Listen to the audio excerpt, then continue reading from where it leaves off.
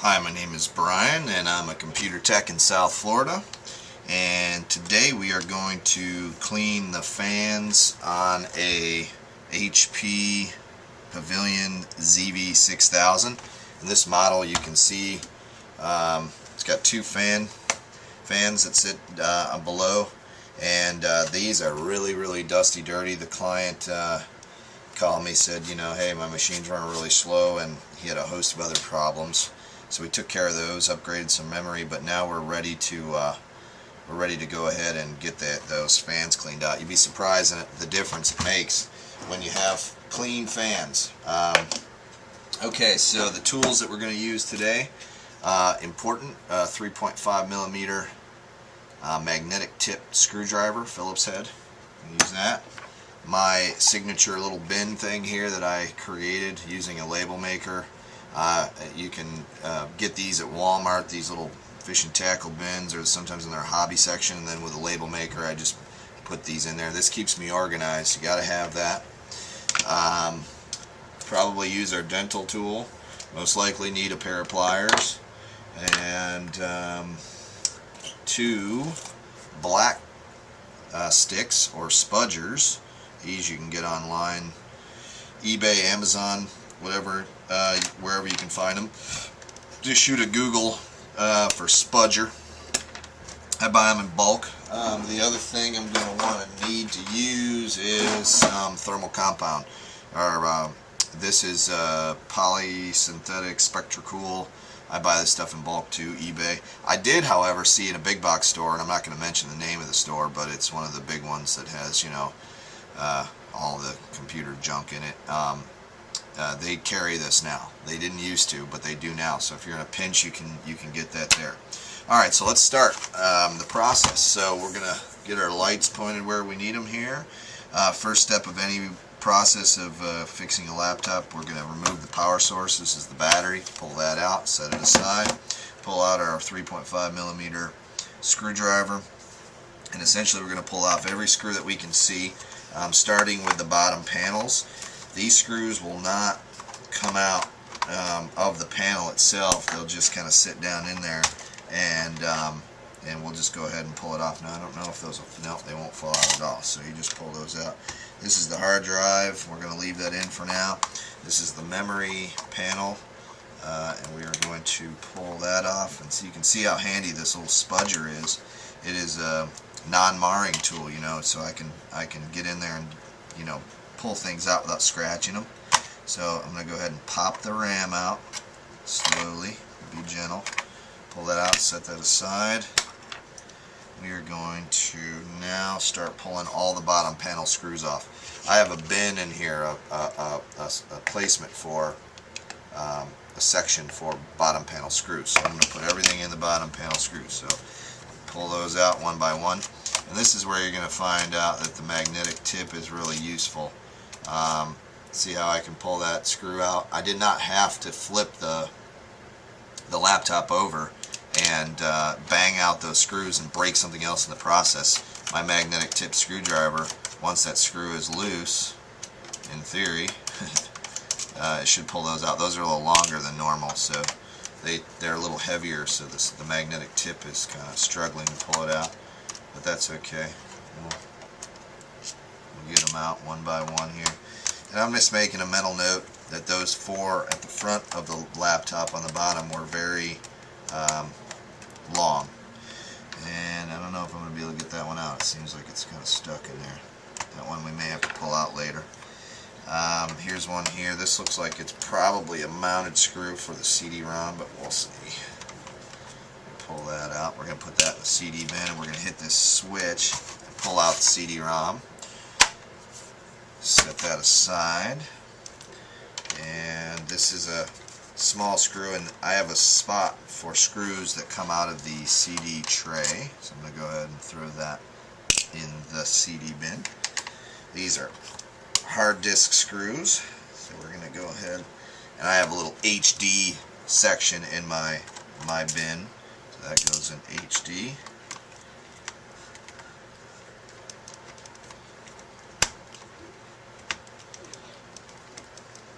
Screws really in there.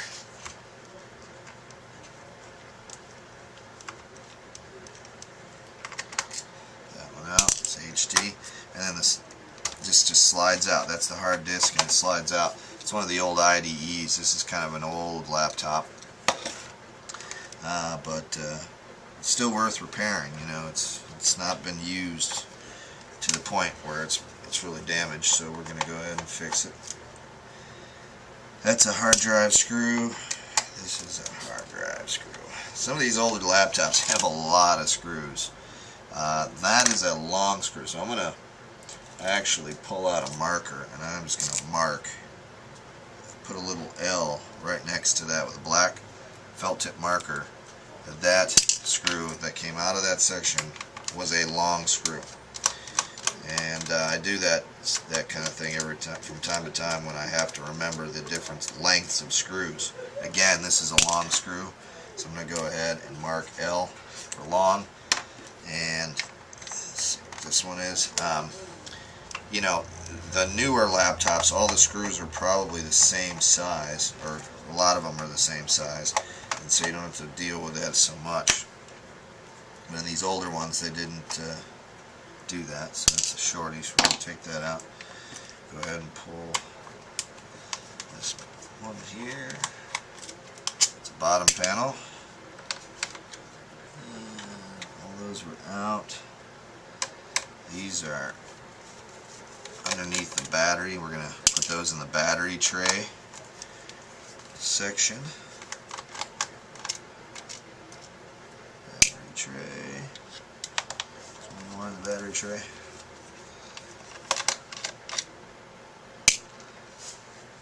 That one we couldn't get out. And then we're going to remove these screws all on the back here.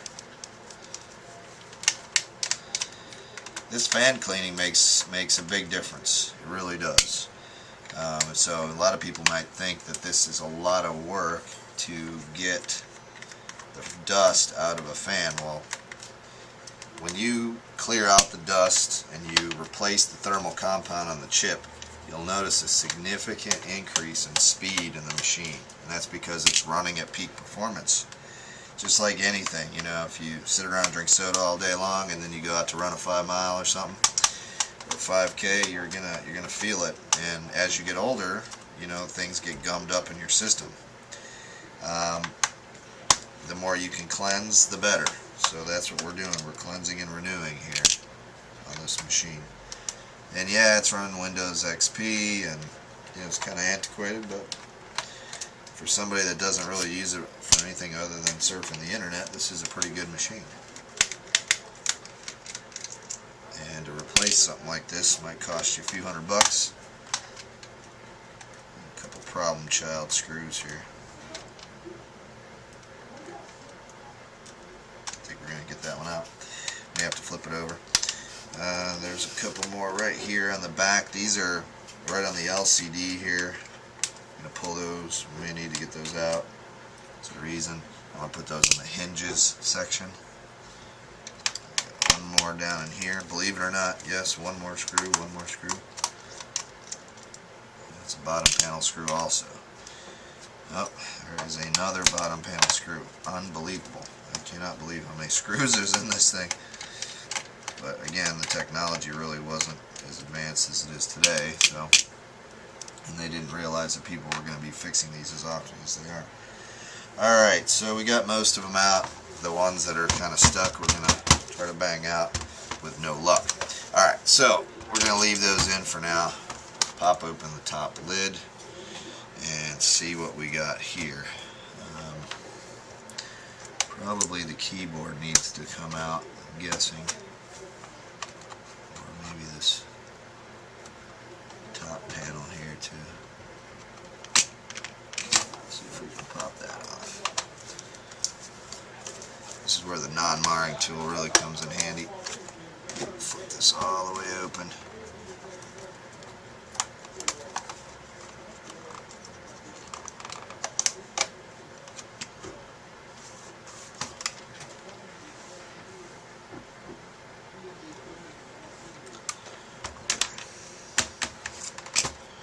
Sometimes if you're trying to get something pried up and you can't go from one side, try the other. You may end up having more luck on the other side.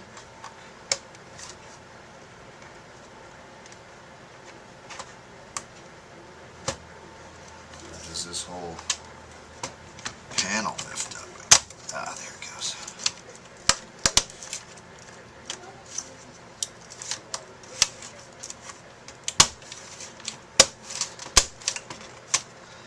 Sometimes you have to be forceful but gentle. That makes sense to you. To get these things to do what you want them to do. Okay, alright. Okay, so now we expose the keyboard screws here. We're going to pull these out one by one. Those are going to go in the under keyboard bin.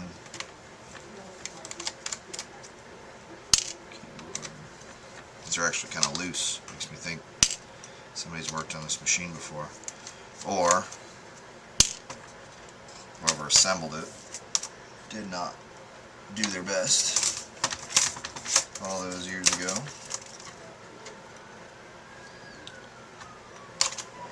Go ahead and pull this here. That's the ribbon cable for the keyboard. You want to be real gentle with those ribbon cables because they will snap. Then you got to replace the whole keyboard, which isn't fun. Okay. This is the Wi-Fi card. It's underneath the keyboard, which most modern laptops, they have a panel on the bottom where you can get to those. I'm going to go ahead and set that there. And I like to keep a little X-Acto knife in my toolkit for little tape pieces like this. And I'll just run a nice slight little bead across, so when I go to pull the wires out, it just pops out. That can be really handy to have in your toolkit. It's a little X-Acto knife. You don't want to get too close to your wires though, because for obvious reasons, but you know, you could cut the wire, which you don't want to do. This is the LCD VGA cable, and we are going to pull the whole LCD off. So I'm going to pull the hinges, put those out, take those out. There's 4 screws that hold the hinges in. Actually, it holds the whole LCD in. Once you disconnect the cables for the antenna cables for the Wi-Fi and the VGA cable, this whole thing lifts right off. And if you're doing the LCD replacement on this, and you're watching this video for that reason, this is that's what you would need to do to get it out of there. Maybe I'm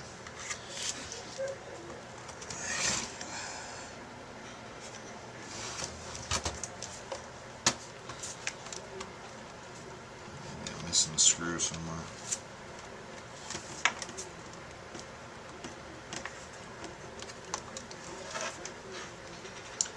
Oh yeah.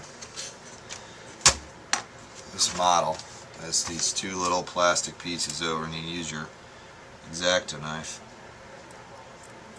and expose those 2 screws back there. Remember, I don't use schematics when I do this stuff, so it's kind of hen and peck. And then I videotape it so people can benefit from my from my digging around. But here we go. We got to pull these screws also. And those are going to go in the hinge bin.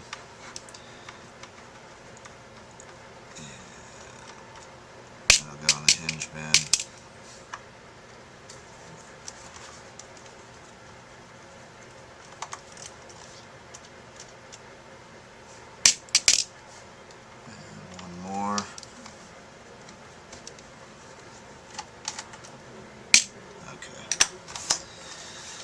Well, let's see if we can get that out.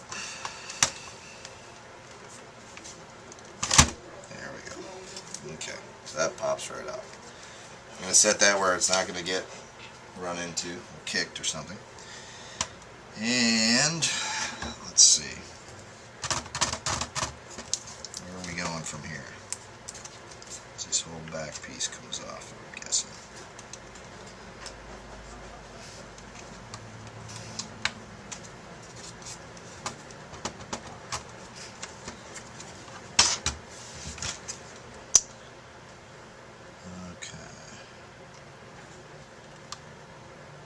Just double checking to make sure that I've gotten all the screws loose, because I'm going to start separating this top panel from the bottom panel, and I don't want to break anything, so I just double check. Oh wow, that is a lot of dust. Okay. There's that one problem screw right here. Let's see. There it comes. Okay. And we're going to pull this CPU fan right here, and that was the last thing tethering it. Yeah, you can see here, that is a lot of dust. Okay.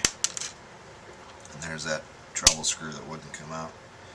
Looks like everything else is out. And then you can see here too, look at all that dust right there. That was just coating those fins. That's a lot of dust. And so we're going to set that aside. And then you can see the cooling fins and the fans here are all very full of dust. The best thing to do in this case when you have this much dust in a machine is to vacuum this out.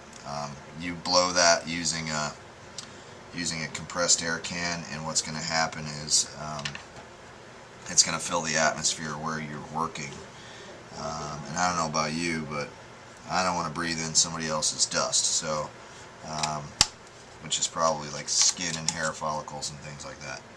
I'm pulling a couple other screws here because I'm going to pull this whole shroud out and clean it as well, and that's going to go in the interior bottom. And these are the CPU screws here holding the whole thing in. Those are big monsters. Pull those.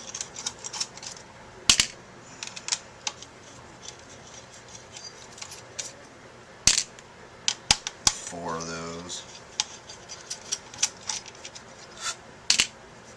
And this whole thing should come up. Well, maybe we gotta pull this too. It's on the interior bottom.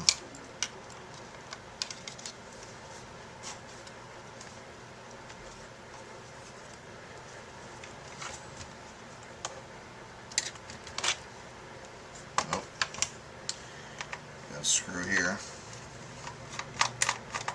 and that's under keyboard. We're going to throw that under the under keyboard, and that's a little longer than all the other screws, so I'm going to put an L there so we know.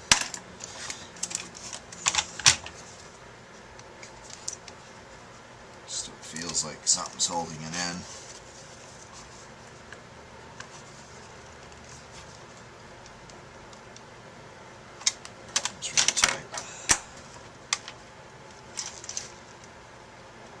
Another bottom panel screw that fell out. Okay, we may have to pull this top panel off to get to that.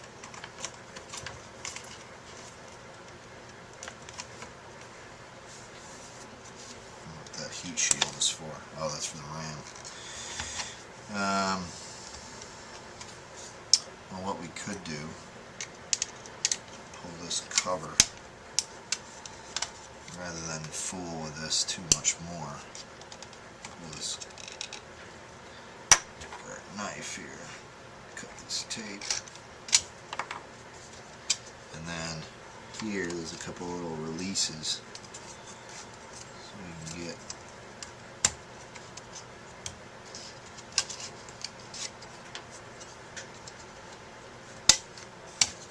that whole cover off. Now we can see what we're working on, and yeah, and there's more screws down underneath here.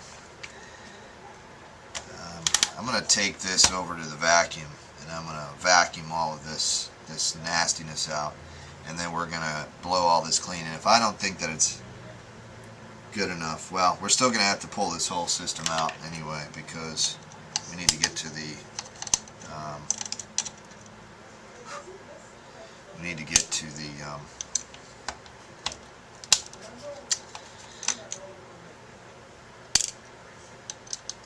chips so we can replace the thermal compound.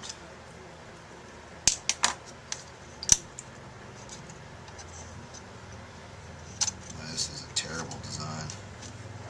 antiquated design, I should say. There's one more screw.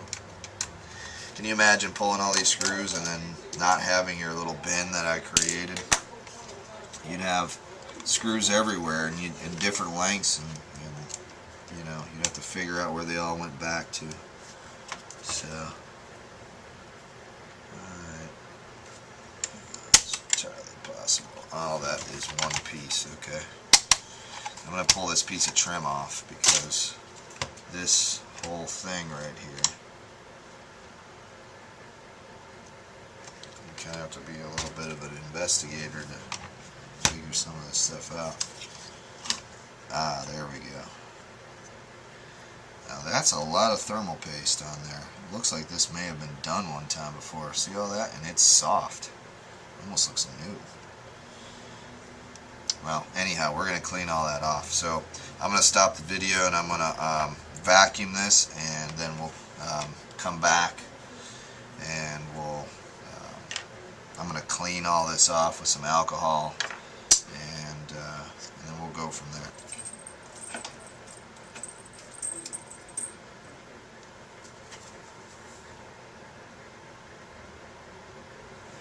Okay, so now we've got our fins vacuumed and cleaned, and we are going to take some old rags and we're going to clean off the majority of the excess of the old thermal compound on this. And this is something you're just going to want to use a rag and toss out. I use like old cut up t-shirts for this. Okay, I'm just cleaning off a bunch of that stuff,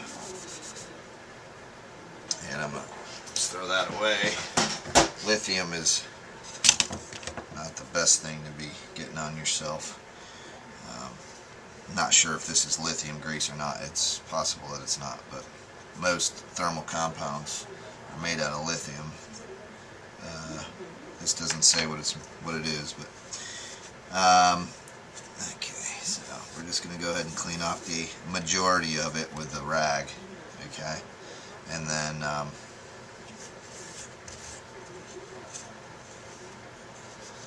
we're going to come back behind the rag with these alcohol swabs. I get these at Walgreens by the box, you know. It's kind of like when you give blood and they clean your arm prior to the process and afterwards. We use alcohol to clean electronic components because alcohol is a good cleanser and it evaporates quickly. So clean off this piece here. There's a lot of copper there. They don't put that much copper in these anymore because it's too expensive. And then we use our compressed air to dry it. You don't want any liquid on there, because liquid is a conductor.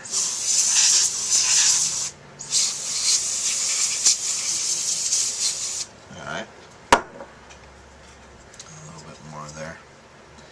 And now we're going to reapply thermal paste, and I'll go in like an X pattern on these chips. Nowadays the chips aren't quite this big in laptops. That's why this thing has such a big fan, or two big fans in it, is because it's like a full-size desktop AMD Athlon chip in there.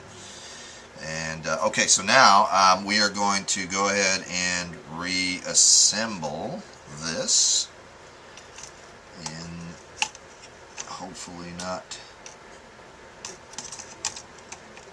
too long. We're going to place this down, and we're going to kind of look to see how the pattern of the thermal compound is laid out, because we really want this to be nice and evenly coated. So if I put it down there and I see that there's one side has more than the other, I'll take a spudger and I'll just smooth everything out and maybe add a little more to that one side or something. Really want a good seal, you know, good connection point between the chip and the cooling system. This is the whole point of this grease, this thermal compound, is that it's supposed to transfer the heat from that chip to those copper fins, and thus dissipate the heat, right? So if you can't get the if you can't get a good connection between the two pieces of metal, then you're kind of stuck. So alright, so I feel like that's adequate, so I'm going to go ahead and seat that back down there, and we're going to reassemble and basically go in the backwards order of what we did previously. So I'm going to put the CPU screws in first. I'm going to go in an X pattern on this. Okay. I'm not going to put this one over here. I'm going to go here. And the reason being is I want that thermal paste to spread out evenly. When these screws are sinking down in, it should spread that paste as it's doing that. So that's why I'm going in an X pattern. These little details matter, believe it or not. I really think it's important that you do it this way. Otherwise, I wouldn't put a whole lot of emphasis on it.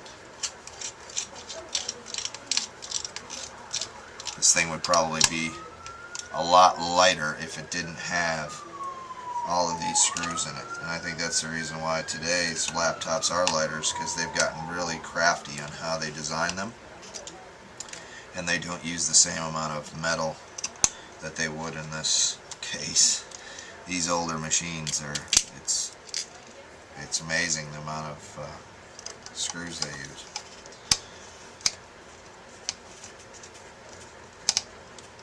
Okay, so that's there.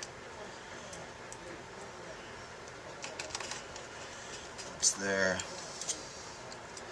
And we're going to put our little handy shroud back on. Clip that into place. There's a screw that goes into there.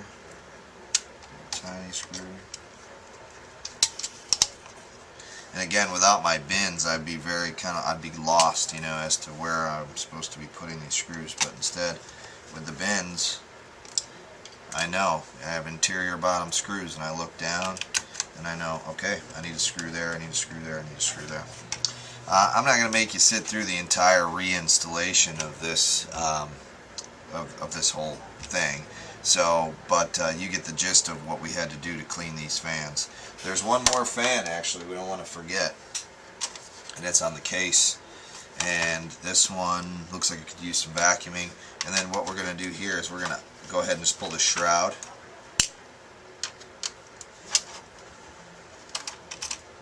It's 3 screws. Actually, the fan probably will come with it when I lift this out. Yeah. And we are going to go ahead and vacuum this and that, and then blow it clean. And that should be it. And then we'll reassemble, and it should be fine. Thank you so much for watching. I really do appreciate it. My goal with these videos is to basically bring people up to speed if they want to be a computer tech or they want to do their own repairs for themselves. I believe in a do-it-yourself culture if you can, or doing the things that you love to do. And if this is something you love to do, then hopefully some of my videos will break you into the industry. And in that case, I'd hope you would subscribe to my videos. So thank you so much. I appreciate you watching, and we'll see you again soon.